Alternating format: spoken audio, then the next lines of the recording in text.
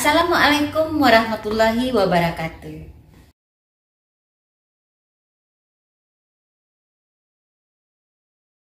Hai Ananda semua, apa kabarnya di rumah? Semoga tetap sehat dan selalu berbahagia.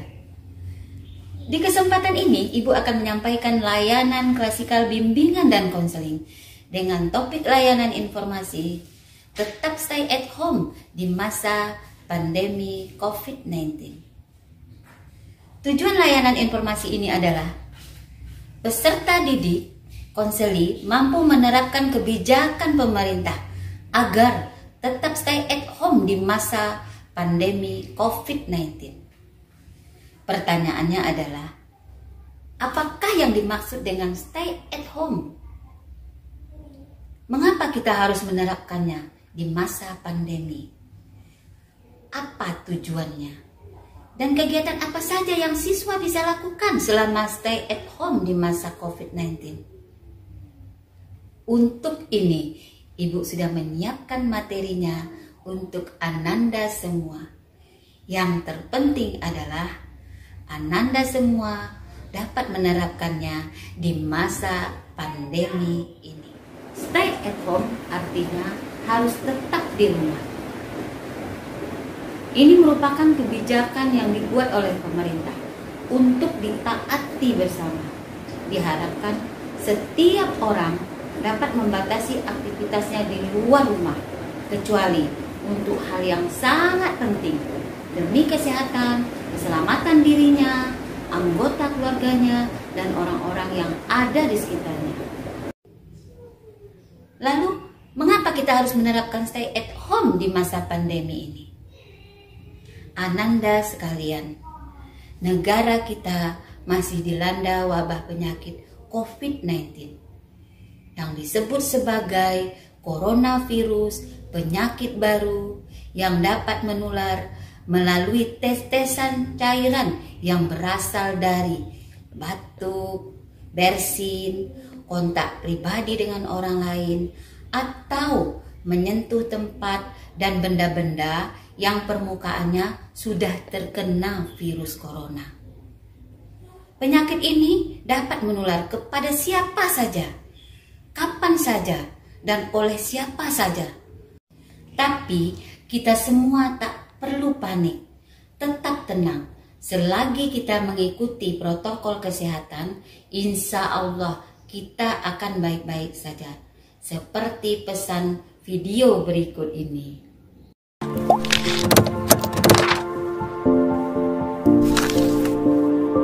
Assalamualaikum warahmatullahi wabarakatuh. Salam sejahtera untuk kita semua. Apa kabar anak-anakku? Ibu berharap kalian dalam kondisi yang sehat. Anak-anakku, mari kita berkenalan dengan si COVID-19 ya. COVID-19 merupakan virus jenis baru yang tak dapat dilihat. Virus ini akan membuat rumah di dalam tubuh manusia. Sebelum itu, virus akan menempel benda-benda yang ada di sekitar kita.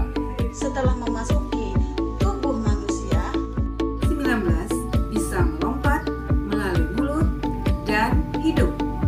Virus ini bisa menular sejauh 1-2 meter. Virus ini bisa membuat kita batuk, pilek, dan demam. Sakit tenggorokan, sulit bernapas, dan mudah lelah. tapi jangan takut, anak-anak sehat tidak mudah sakit. Akan tetapi, orang-orang tertentu seperti Orang tua, orang dengan penyakit tertentu, ibu hamil, dan adik bayi Akan bisa lebih parah karena COVID-19. Jadi, kita harus menjaga mereka bersama-sama. Kita bisa menjadi pahlawan pemutus mata rantai penyebaran COVID-19. Caranya mudah. Pertama, jaga tubuh supaya tetap sehat agar tidak menularkan COVID-19 kepada orang lain. Karena musuh terbesar COVID-19 adalah pasukan imun. Kalau pasukan imun menyerang, COVID-19 bisa mati. Jadi, makan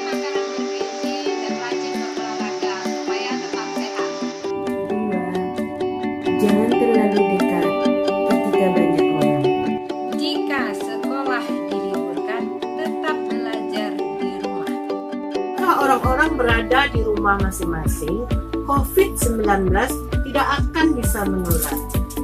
Ketiga, sering-seringlah cuci tangan dengan sabun dan air mengalir selama 20 menit. Atau gunakan hand sanitizer dan tunggu hingga kering. Nah, tempat favorit COVID-19 adalah ruangan. COVID-19 juga suka bersembunyi di sela-sela jari dan kuku. Jadi, pastikan COVID-19 sudah tergosok. 4. Jauhkan tangan dan wajah agar COVID-19 tidak masuk ke mata, hidung, dan mulut. Kelima, kalau tidak enak badan, periksakan diri ke dokter. Dan jangan lupa gunakan masker agar COVID-19 tidak bisa melompat. Keenam, saat batuk dan bersin, tutuplah mulut dan hidung dengan menggunakan tisu. Selain itu, buang tisu ke tempat sampah lalu cuci tangan. Gunakan bagian dalam siku untuk menutup bagian mulut dan hidung. Para ahli di seluruh dunia bekerja keras untuk memusnahkan COVID-19 dengan mencari vaksin dan obat penangkal. Ajaklah keluargamu untuk menjadi pahlawan penangkal COVID-19. Makin banyak pahlawan, makin takut COVID-19 berada di dekat kita.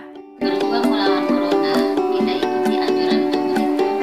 Di rumah saja. Jaga jarak, jaga diri, jaga sesama. Semua akan baik-baik saja. Nah, jelas tujuan kebijakan stay at home yang dibuat oleh pemerintah adalah sebagai antisipasi penularan COVID-19 agar kita semua tetap sehat dan tidak terpapar virus corona dengan menjauhi, menghindari, tidak membuat kerumunan yang melibatkan banyak orang, termasuklah aktivitas pendidikan di sekolah seperti saat ini. Karena itu, Bapak Menteri Pendidikan dan Kebudayaan memutuskan bahwa proses kegiatan belajar dan mengajar dilakukan dari rumah dengan media pendidikan yang sudah ditentukan. Lantas kegiatan apa saja yang siswa bisa lakukan selama stay at home di masa COVID-19? Ananda sekalian yang baik hatinya, belajar adalah tugas utama setiap siswa yang harus dilakukannya. Pertama, siswa akan belajar secara daring. Bagi siswa yang tidak memiliki HP atau laptop, belajar secara luring dengan guru-guru mata pelajaran dari sekolah masing-masing sesuai dengan jadwal yang sudah ditentukan. Yang kedua, siswa mengerjakan tugas atau latihan yang diberikan oleh guru mata pelajarannya.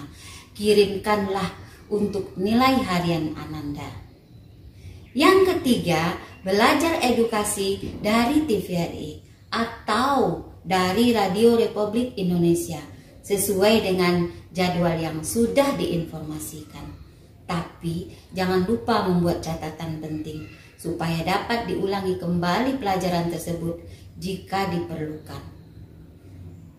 Belajar asik, yuk bukaling di rumah belajar dengan guru-guru mata pelajaran yang profesional dari semua tingkatan pendidikan ada. Literasi atau membaca itu adalah bagian dari tugas belajar yang dapat menambah pengetahuan dan wawasan Ananda sekalian. Sebagai wujud berterima kasih kepada Tuhan Yang Maha Esa, lakukanlah kegiatan pembiasaan beribadah setiap hari sesuai dengan keyakinan dan agama Ananda masing-masing. Seperti melakukan sholat 5 waktu di rumah, membaca Al-Quran bagi yang Islam, melakukan pembiasaan berdoa setiap hari, nyanyian rohani bagi yang beragama Kristen. Begitu juga dengan Ananda yang beragama Hindu, agama Buddha, dan Konghucu. Untuk menghilangkan rasa bosan dan jenuh agar betah di rumah, Ananda dapat melakukan aktivitas positif lainnya sesuai dengan bakat dan hobi yang Ananda miliki, seperti yang dilakukan oleh teman-teman kreatif yang digambar-gambar ini.